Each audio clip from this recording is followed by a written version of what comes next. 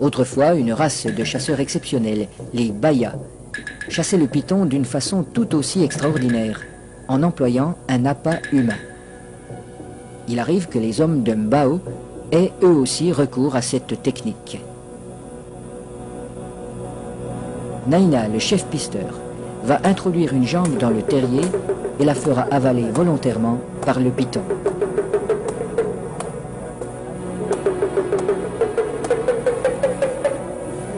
Il est indispensable de posséder le remède qui a été fourni par le sorcier.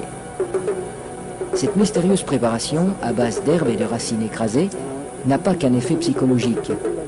Elle a le pouvoir d'attirer le serpent tout en protégeant la jambe du pisteur. Le remède agit encore comme un lubrifiant. En imprégnant un tissu qui entoure la jambe, il facilite sa pénétration dans la gueule du reptile.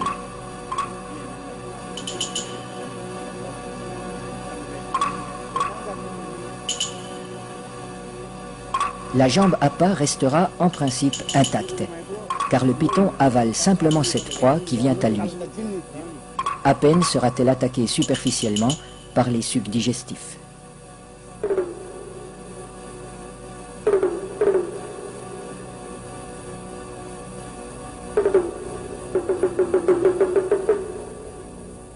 Cette chasse n'est pas sans risque. Un python particulièrement puissant pourrait entraîner l'homme dans son repère. La jambe restée à l'extérieur limite ce danger, mais le pisteur court le risque d'être désarticulé.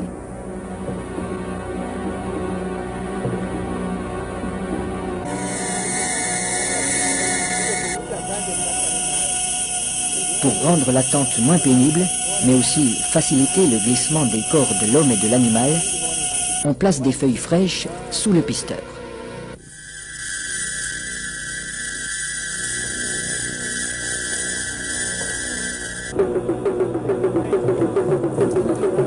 Sa jambe est déjà avalée au-delà du genou quand il commande qu'on le tire en arrière.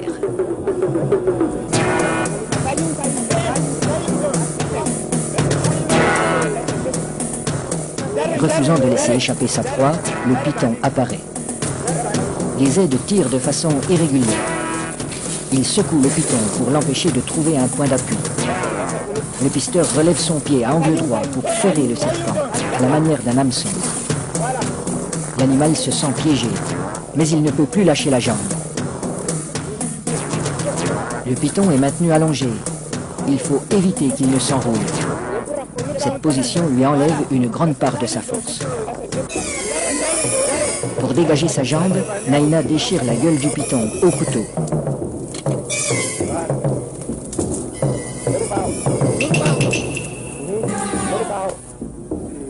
Puis, il lui tranche la tête.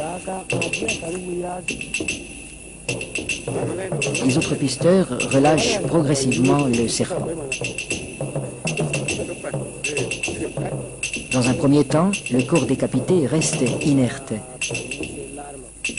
Puis apparaissent des ondulations nerveuses de plus en plus puissantes.